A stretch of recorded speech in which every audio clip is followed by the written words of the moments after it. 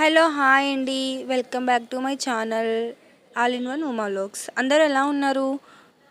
Today topic వచ్చేసి చేపల పులుసు అండి. దీన్ని ఎలా ప్రిపేర్ చేసుకోవాలో చెప్తాను. వీడియో అయితే స్కిప్ చేయకుండా చూడండి, సరేనా? ముందుగా అయితే మనం ఇంట్లో యూస్ చేసే జీలకర్ర అలాగే వెల్లుల్లి రెండు మాత్రమే మసాలా పట్టించాలండి, టేస్టీగా ఉంటుంది. అలాగే తగినంత చింతపండు తీసుకుని అందులో కొంచెం వాటర్ వేసి ముందుగానే నానబెట్టుకోవాలి.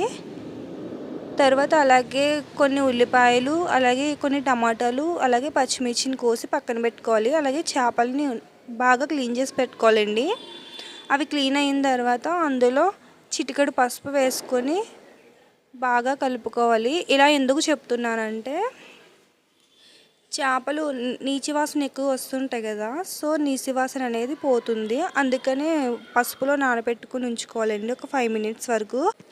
తర్వాత స్టవ్ వెలిగించి వెడల్పాటి పెద్ద గిన్నె పెట్టుకోవాలండి. చేపల పులుసు బాగా ఉడుకుతుంది. సో అందులో కొంచెం ఆయిల్ వేసుకుని మనం ముందుగా కట్ చేసి పెట్టుకున్న ఉల్లిపాయ ముక్కలు, అలాగే టమాటా ముక్కలు, అలాగే పచ్చిమిర్చి ముక్కల్ని వేసేసేయాలండి. వేసేసి వాటిని ఒకసారి కలిపేసేయండి. బాగా ఫ్రై అయ్యేంత వరకు వేపాలి. అవి బ్రౌన్ కలర్ వచ్చేంత వరకు వేపుకోవాలండి. అలాగే టమాటా మొత్తం గుజ్జు గుజ్జు అయిపోవాలి. సో ఇది వేగిపోయింది కదా, ఇప్పుడు అందులో నేను జీరా పౌడర్ వేసుకుంటున్నానండి. కొంచెం మనకి బయట షాప్లో దొరుకుతుంది. అలాగే ఫిష్ కర్రీ మసాలా కూడా వేసుకుంటున్నాను. కొంచెం, ఎంతో కాదు, ఒక 1/2 tablespoon వరకు వేసుకున్నాను. అలాగే ఇందాక చెప్పాను కదా మసాలా పట్టారని, సో 2 tablespoon అయితే వేసుకుంటున్నాను. మొత్తం కలిపేసేయాలి. తర్వాత అందులో కొంచెం కొత్తిమీర వేసుకొని బాగా కలిపేసుకోండి.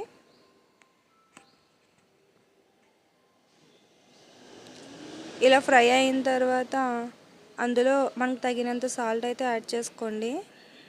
అలాగే కారంని కూడా యాడ్ చేసుకోవాలి. నేనైతే 2 tablespoon సాల్ట్, అలాగే 4 tablespoon కారంని అయితే యాడ్ చేసుకున్నాను. సో ఇందులో 2 చెంబులు వాటర్ అయితే వేసేస్తున్నాను. ఇప్పుడు దీన్ని బాగా కలిపేసుకోవాలండి. దీన్ని బాగా కలిపేసుకొని మూత పెట్టచ్చు. మనం ఒక 2 minutes అయితే ఉడకనివ్వాలి. 2 minutes అయిపోయిన తర్వాత ఒకసారి మూత తీయండి. మూత తీసి మనకి పైన బబుల్స్ కింద వచ్చేసింది కదా, సో ఇప్పుడు ఇందులో మనం ముందుగా నానబెట్టుకున్న చింతపండుని బాగా గుజ్జు చేసుకున్న గుజ్జు అంతా అందులో వేసేసేయాలండి. చిక్కగా వేసుకోవాలి. పలుచగా వేసుకుంటే కర్రీ కూడా పలుచగానే ఉంటుందండి. ఎప్పుడు కూడా ఇది గుర్తుపెట్టుకోండి, ఎప్పుడు చిక్కగానే వేసుకోవాలి, కర్రీ చిక్కగా ఉంటుంది. సో ఇదంతా వేసేసిన తర్వాత ఒకసారి మొత్తం కలిపేసేయాలి.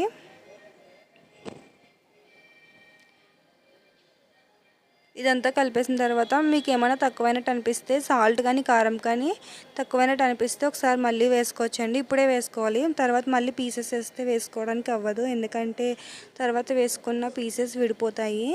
సో నేనైతే ఇప్పుడే వేసేసుకున్నాను.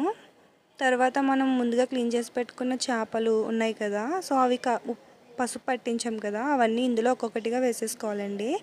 మొత్తం గిన్నెంతా సరిపడే విధంగా వేసేసుకోవాలి. తర్వాత మూత పెట్టేసేయాలండి.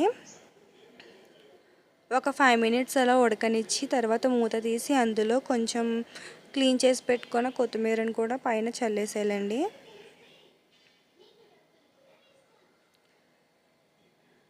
తర్వాత 2 చేతులతో గిన్నెని పట్టుకుని గరిటెతో కలపకుండా ఓన్లీ చేతితో మాత్రమే తిప్పాలి. తర్వాత ఉప్పు సరిపోయిందో లేదో చూసుకోండి, నాకైతే సరిపోయింది. సో మూత పెట్టేసి ఒక 10 minutes 15 minutes అలా ఉడకనివ్వాలి. తర్వాత మళ్ళీ ఒకసారి కొత్తిమీర యాడ్ చేసుకోండి, పైన చల్లేసేయండి. తర్వాత మూత పెట్టేసేయాలి. ఒక 10-15 minutes అయితే ఉడకనివ్వండి, లో ఫ్లేమ్లో పెట్టుకొని మంట. అంతేనండి, చేపల కర్రీ అయితే రెడీ అయిపోయింది. గుమగుమలాడే చేపల పులుసు రెడీ అయిపోయింది మా స్టైల్లో. ఎలా ఉందో కామెంట్ చేయండి. ఇంకేమైనా రెసిపీస్ కావాలంటే కూడా మీరు కామెంట్ చేయొచ్చు, నేను చేసి చూపిస్తాను. సో ఈ స్టైల్లో చేసుకుంటే చాలా టేస్టీగా ఉంటుందండి. నా వీడియో నచ్చితే లైక్ చేయండి, అలాగే సబ్స్క్రైబ్ చేసుకోండి. ఇలాంటి మరెన్నో వీడియోస్ కోసం నా ఛానల్ని సబ్స్క్రైబ్ చేసుకోవడం మాత్రం మర్చిపోకండి. Thank you for watching. Thank you so much అండి.